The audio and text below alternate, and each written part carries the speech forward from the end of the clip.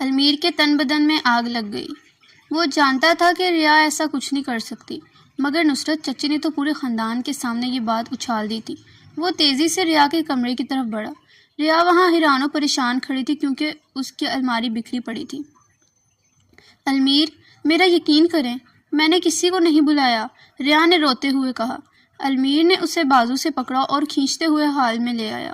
سب گھر والے وہاں جمع تھے۔ نصرت چچی فتح مندانہ مسکراہٹ لیے کھڑی تھی۔ چچی جان، آپ نے کہا کہ آپ نے کسی کو کھڑکی سے نکلتے دیکھا، المیر نے اسپاٹ لہجے میں کہا۔ ہاں بیٹا، بالکل دیکھا۔ المیر نے جیب سے اپنا فون نکالا اور حویلی کی سیکیورٹی کیمرے کی فوٹیج چلا دی۔ تو پھر اس ویڈیو میں آپ خود ریا کے کمرے میں فائلز رکھتے ہوئے کیوں نظر آ رہی ہیں؟ پورے حال میں سناٹا چھا گیا۔ نصرت چچی کے پیروں تلے سے زمین نکل گئی۔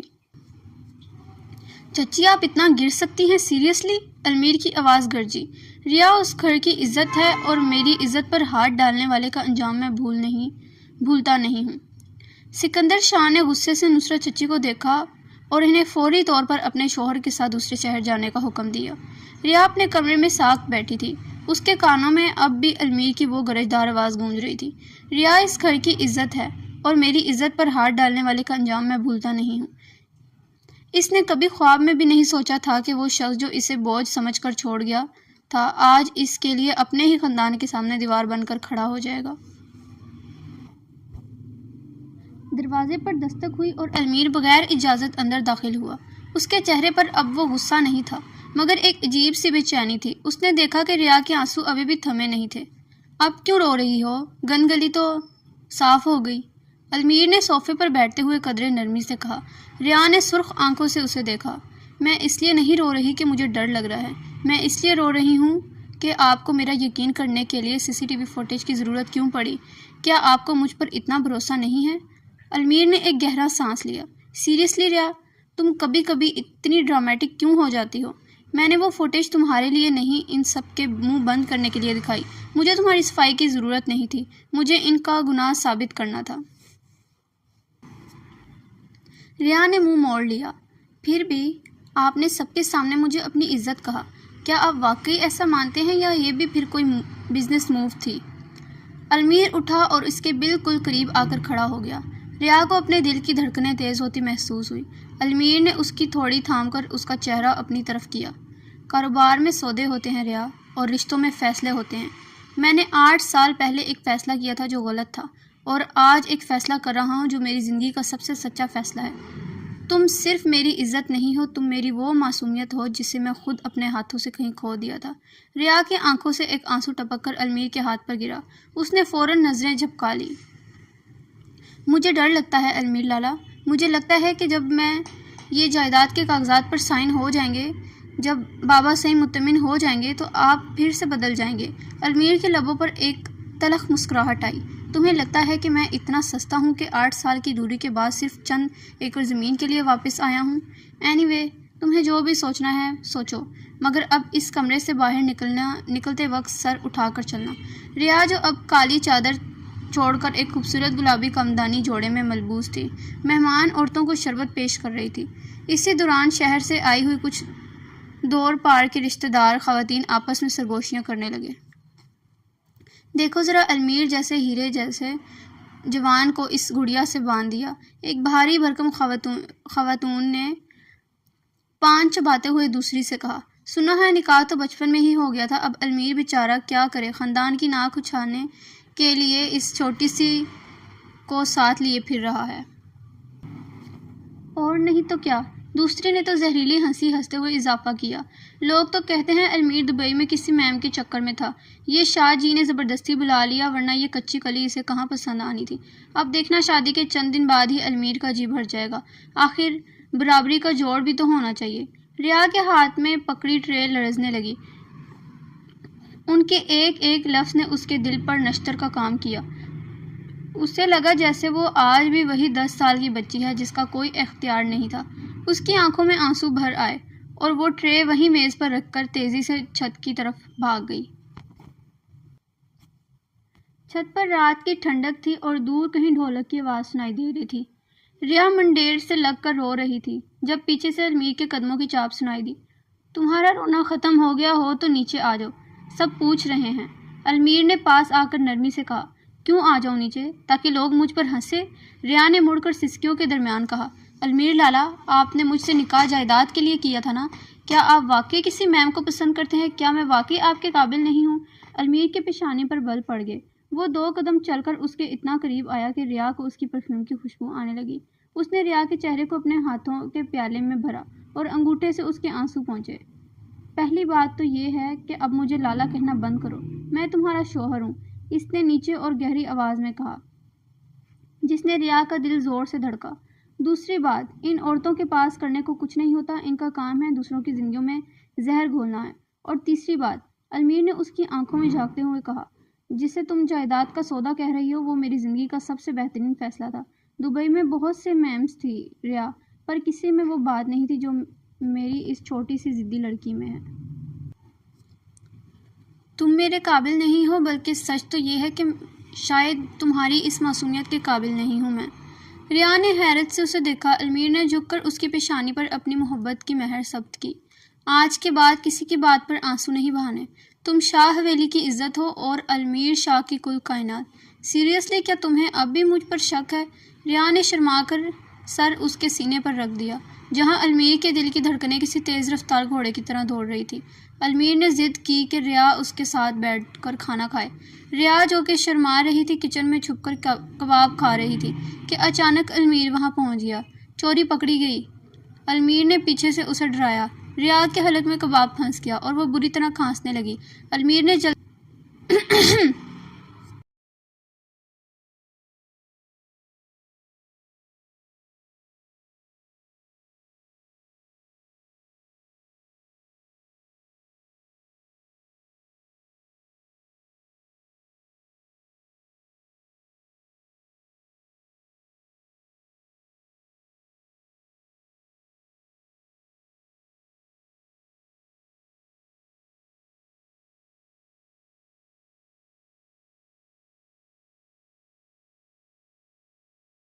اور ریا کو اس کے قانونی وارث یعنی ماموں کے حوالے کر دیا جائے۔ شادی والے دن جب حویلی میں شہنشائیاں بج رہی تھی، اچانک پولیس کی گاڑی حویلی کے باہر آ رکی۔ احمد شاہ صاحب، ہمیں اطلاع ملی ہے کہ یہاں ایک کم عمر بچی کی زبردستی شادی کی جا رہی ہے، پولیس افسر نے کہا۔ المیر جو کہ شیروانی میں ملبوس تھا باہر نکلا، اس کا چہرہ غصے سے تمتما رہا تھا۔ افسر صاحب، میری بیوی 18 سال کی ہو چکی ہے، آپ کس بچی کی بات کر رہے ہیں؟ ماموں پیچھے سے نمودار ہوئے۔ المیر، نکاح تب ہوا تھا جب وہ 10 سال کی تھی، وہ نکاح باطل ہے۔ ریا جو اندر کمرے میں تیار بیٹھی تھی، یہ سب سن کر کانپنے لگی۔ اسے لگا اس کی زندگی کی خوشیوں کو پھر سے کسی کی نظر لگ گئی، لیکن المیر شاہ نے ہار ماننے کے لیے نہیں سیکھا تھا۔ ماموں جان، آپ نے شاید پوری تحقیق نہیں کی۔ المیر نے ایک فائل افسر کے طرف بڑھائی۔ ریا کے 18 سال کے ہوتے ہی ہم نے گزشتہ ہفتے خاموشی سے نکاح کی تجدید کر لی ہے اور یہ رہے اس کے قانونی دستاویزات۔ اب آپ کس قانون کی بات کر رہے ہیں؟ ماموں کا چہرہ لٹک گیا اور پولیس معذرت کر کے چلے گی۔ المیر نے مڑ کر کھڑکی کی طرف دیکھا جہاں ریا اسے دیکھ رہی تھی۔ اس نے آنکھ مار کر اشارہ کیا کہ سب ٹھیک ہے۔ اگلے دن بادل خوب گرج برسے تھے۔ لان میں مٹی سے اٹھنے والی سوہندی خوشبو نے حویلی کے ماحول کو سحر زدہ کر دیا تھا۔ المیر اپنے کمرے کی بالکونی میں کھڑا کافی پی رہا تھا جب اس کی نظر نیچے لان میں گئی جہاں ریا بارش میں بھیگ رہی تھی۔ اس نے گلابی رنگ کا سادہ سا سوٹ پہن رکھا تھا اور بالوں کی لمبی چٹیاں بارش کے پانی سے تر ہو کر اس کی کمر پر جھول رہی تھی۔ وہ بالکل وہی چھوٹی ریا لگ رہی تھی جو بارش کے پہلے قطرے پر پاگل ہو جاتی تھی۔ المیر کا دل تیزی سے دھڑکا۔ وہ کافی کا مگ وہیں رکھ کر نیچے کی طرف لپکا۔ ریا پاگل ہو گئی ہو کیا؟ بخار ہو جائے گا، المیر نے لان میں پہنچ کر مصنوعی غصے سے کہا۔ ریا نے مڑ کر دیکھا، اس کے بھیگے ہوئے چہرے پر مسکراہٹ اور آنکھوں میں شرارت تھی۔ المیر، دیکھیں نا کتنی پیاری بارش ہے، آپ بھی آ جائیں نا۔ اس سے پہلے کہ المیر کچھ کہتا، ریا نے اس کا ہاتھ پکڑ کر اسے بارش کی بھینج کھینچ لیا۔ المیر کا توازن بگڑا اور وہ ریا کے بالکل قریب آ گیا۔ دونوں کے چہرے ایک دوسرے کے بہت قریب تھے۔ بارش کی بوندیں ان کے درمیان ایک پردہ تان رہی تھی۔ المیر نے دھیرے سے ریا کی کمر کی گرد ہاتھ پھیلا کر اسے اپنے قریب کر لیا۔ ریا کی سانسیں بے ترتیب ہونے لگی۔ المیر، کوئی دیکھ لے گا، اس نے دبی ہوئی آواز میں کہا۔ دیکھنے دو، میں اپنی بیوی کے ساتھ حویلی میں کھڑا ہوں۔ المیر کا لہجہ گہرا اور مخملی تھا۔ اس نے ریا کے ماتھے پر جھولتی بھیگی لٹ کو کان کے پیچھے اڑسایا۔ تمہیں پتہ ہے ریا، تم بارش میں کسی پری جیسی لگتی ہو۔ میرا جی چاہتا ہے کہ یہ وقت یہیں تھم جائے۔ ریا نے شرما کر نظریں جھکا لی، لیکن المیر نے اس کی تھوڑی پکڑ کر چہرہ اوپر اٹھایا۔ ابھی بھی مجھے لالا کہو گی؟ اس نے شرارت سے پوچھا۔ ریا نے دھیرے سے نفی میں سر ہلایا اور المیر کے سینے پر اپنا ہاتھ رکھ لیا۔ نہیں، اب آپ صرف میرے المیر ہیں۔ اس خوبصورت لمحے کو المیر نے ایک ادھورے سے بوسے اور ڈھیر ساری خاموش گفتگو سے بھر دیا، لیکن یہ سکون طوفان سے پہلے کا پیش خیمہ تھا۔ رومانوی شام کے فوراً بعد المیر کے فون پر دبئی سے اس کی ایک پرانی دوست سارہ کا فون آیا۔ سارہ المیر کی بزنس پارٹنر تھی اور ماضی میں اس کے کافی قریب تھی۔ اتفاق سے المیر لاؤنج میں فون چھوڑ کر کچن میں پانی لینے گیا تھا کہ فون بجنے لگا۔ ریا نے فون اٹھایا تو دوسری طرف سے ایک نسوانی آواز آئی۔ Hello Almir darling, I miss you یار، تم پاکستان جا کر تو ہمیں بھول گئے ہو۔ سنا ہے تم اس چھوٹی سی بچی کے ساتھ پھنس گئے ہو، کب واپس آ رہے ہو؟ ریا کے پیروں تلے سے زمین نکل گئی۔ اسے لگا جیسے وہ عورتیں ٹھیک کہہ رہی تھیں۔ المیر واپس آیا تو سارہ کا فون چھین لیا۔ تم میرا فون کیوں چیک کر رہی ہو ریا؟ المیر نے غصے سے پوچھا۔ میں نے چیک نہیں کیا، وہ بج رہا تھا۔ ریا کی آواز میں لرزہ تھا۔ المیر، یہ ڈارلنگ کون ہے؟ اور وہ کہہ رہی تھی کہ آپ میرے ساتھ پھنس گئے ہیں۔ کیا آپ واقعی مجھ سے دور جانا چاہتے ہیں؟ ریا، سیریسلی تم ایک فون کال پر اتنا بڑا ایشو بنا رہی ہو؟ وہ میری بزنس پارٹنر ہے، اس کے بات کرنے کا انداز یہی ہے۔ المیر نے جھنجھلا کر کہا۔ انداز ایسا ہے یا آپ کو ایسا انداز پسند ہے؟ ریا نے چلا کر کہا۔ میں جانتی ہوں میں آپ کے لیے صرف ایک ذمہ داری ہوں، ایک بوجھ ہوں جسے بابا صحیح نے آپ کے گردن میں باندھ دیا ہے۔ آپ کو شہر کی ماڈرن لڑکیاں پسند ہیں، میں تو بس ایک گاؤں کی دیہاتی کزن ہوں۔ بس کرو ریا، اپنی حد میں رہو۔ المیر کا پارا ہائی ہو گیا۔ اگر میں تمہیں بوجھ سمجھتا تو 8 سال بعد واپس نہ آتا۔ تم آج بھی وہی ضدی بچی ہو جو بات کو سمجھے بغیر تماشا کھڑا کر دیتی ہے۔ ہاں میں ہوں ضدی، میں جاہل ہوں، میں آپ کے قابل نہیں ہوں، تو جائیں نا آپ اپنی اس سارہ کے پاس کیوں رکے ہوئے ہیں یہاں؟ ریا روتے ہوئے اپنے کمرے کی طرف بھاگی اور زور سے دروازہ بند کر دیا۔ المیر نے غصے میں میز پر پڑا گلدان اٹھا کر دیوار پر دے مارا۔ عورت کی عقل واقعی کم ہوتی ہے۔ وہ غصے سے بڑبڑایا اور حویلی سے باہر نکل کر اپنی گاڑی سٹارٹ کر دی۔ پوری رات المیر حویلی واپس نہیں آیا۔ ریا اپنے کمرے میں بیٹھی روتی رہی۔ اسے اپنی کہی ہوئی باتیں یاد آ رہی تھی اور المیر کا وہ غصہ بھی۔ اسے لگا شاید اس نے زیادہ کر دیا، لیکن وہ سارہ کی باتیں اسے کانٹوں کی طرح چبھ رہی تھی۔ دوسری طرف المیر شہر کے ایک ہوٹل میں بیٹھا خود کو کوس رہا تھا۔ اسے یاد آیا کہ ریا پچھلے 8 سال کتنا دکھ سہا۔ اس کا ڈرنا اور ان کی سیکیورٹی محسوس کرنا فطری تھا۔ صبح کے 4 بجے جب المیر واپس حویلی پہنچا تو دیکھا کہ ریا کمرے کے دروازے کے باہر فرش پر ہی سو گئی تھی۔ اس کی آنکھیں رونے کی وجہ سے سوجی ہوئی تھی اور وہ ٹھنڈ میں سکڑی ہوئی تھی۔ المیر کا سارا غصہ برف کی طرح پگھل گیا۔ وہ دھیرے سے اس کے پاس بیٹھا اور اسے اپنی باہوں میں بھر لیا۔ ریا بڑبڑا کر جاگ گئی۔ المیر، اس نے بھاری ہوئی آواز میں پکارا اور فوراً اس سے دور ہونے لگی۔ کہیں نہیں جا رہے تم؟ المیر نے اسے مضبوطی سے تھام لیا۔ آئی ایم سوری، میرا لہجہ سخت تھا، پر میرا مطلب وہ نہیں تھا۔ وہ سارہ صرف ایک دوست ہے، میرے لیے تمہارے سوا کوئی معنی نہیں رکھتا۔ ریا نے اس کے کندھے پر سر رکھ دیا اور پھوٹ پھوٹ کر رونے لگی۔ مجھے بہت ڈر لگتا ہے المیر، مجھے لگتا ہے آپ کو کھو دوں گی۔ پاگل لڑکی، المیر شاہ کو کھونا اتنا آسان نہیں ہے۔ میں تمہارے لیے دبئی چھوڑ آیا، تمہارے لیے اپنے باپ سے لڑ گیا اور تم سمجھتی ہو کہ میں کسی سارہ کے لیے تمہیں چھوڑ دوں گا؟ لٹرلی تم بہت بے وقوف ہو۔ المیر نے اس کے آنسو پونچھتے ہوئے اسے چھیڑا۔ ریا سسکیاں بھرتے ہوئے اسے دیکھا تو پھر اس کا نمبر ابھی ڈیلیٹ کریں۔ المیر ہنستے ہوئے اپنا فون نکالا اور سارہ کا نمبر بلاک کر دیا۔